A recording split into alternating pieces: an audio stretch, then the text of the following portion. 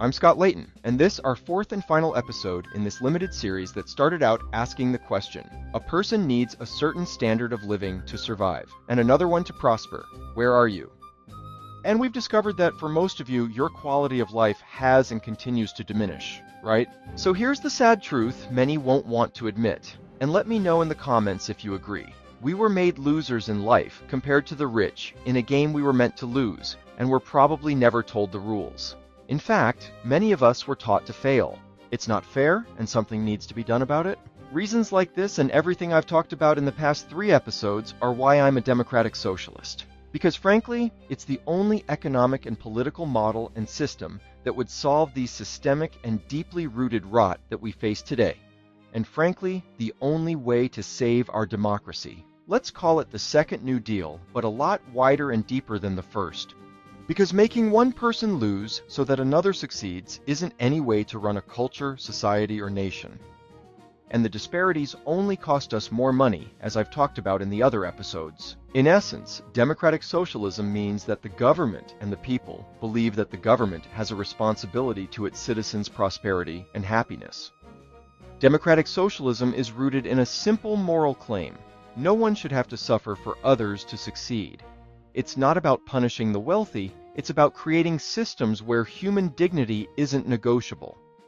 Most countries in Europe are social democracies, where citizens have better health, better quality of life, more time off, lower mortality, better education, even if they pay more taxes.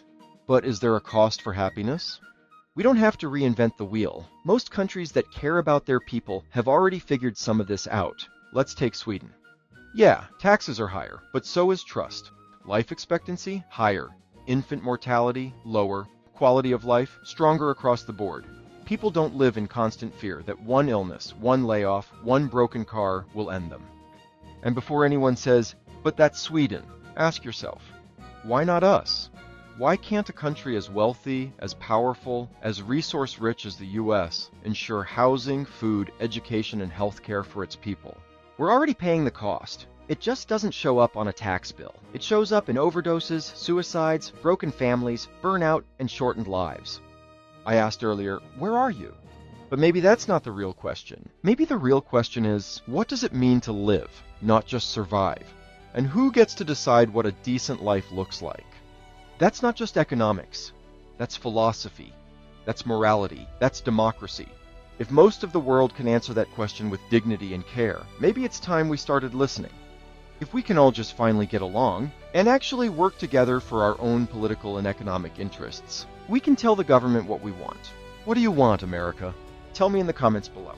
But if we're going to tax anyone, let's start with the uber rich. And that's why you should never vote dictators into office, guys. It's bad for your pocketbook and your health. We all matter, we all have value, and no man is an island. Every step we take in life, whether positive or negative, have impacts, and compound them over a lifetime and across families and across generations. There has always been winners and losers, and just like climate change, because all of these things are related, the bigger footprint you leave, the worse for everyone else. A person needs a certain standard of living to survive, and another one to prosper. Our first question was, where are you? And the second was, what does it mean to live, not just survive? But there are unanswered questions left that I'll leave you with, because only you can answer them. Where should you ought to be? We have to start answering this collectively and soon. Where should all of us be in our quality of life to make our streets better? To offer us a chance at some comfort, to give us a chance at a nice house and an education, a retirement, never having to want or fear, like other cultures, societies, and governments aspire to, like never going into debt over medical bills or student loans or housing payments. What would it take for us to truly live a safe, happy, and comfortable life for all of us? And how much are we willing to pay in taxes or to tax the rich to get there before we lose the ability to make any effective change in government? By voting out the crooks who perpetuate a dying system that only ever benefited a few of us, but nonetheless a system that left the door open for a way to make things better, that frankly is the real American dream. And it's being shut more every day with attacks to free speech and our other freedoms. We need to level the playing field for everyone. There shouldn't be winners and losers. Life isn't a sport. We all deserve better. I have other videos on what democratic socialism is, how it can improve our lives, and I'm going to do a big video on the topic soon, but to understand it on a personal level, watch the quiz. It really asks what you want out of life. Not all of my videos are this serious, but they're all meaningful and impactful. If you're ready for a laugh, stick around for my creepy Halloween recipe. Not a parody as much as a funny way to make even a vanilla milkshake sound scary, and it asks the question, what if vanilla ice cream scoop is alive? What are you doing to it when you put it in the blender? Good night, folks. Be good to each other. And now for a vanilla milkshake that screams. And if it isn't around Halloween when you're watching, you'll still get a kick out of it. I love holidays, don't you? We all need something to believe in. Oh man. They always ask for vanilla, not chocolate, not strawberry, vanilla. As if it's pure, as if it won't scream. 3 scoops, 1 for the flesh, 1 for the memory, 1 for the price. Fuck you, not just the cold, not just the texture. No, something deeper, something still awake.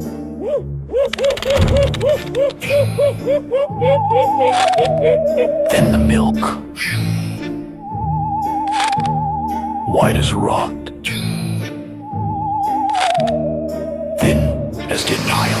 You drown it. Help! And tell yourself it's mercy.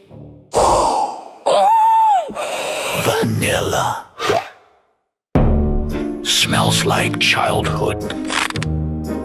Like locked doors. Like things better left frozen. Happy Halloween.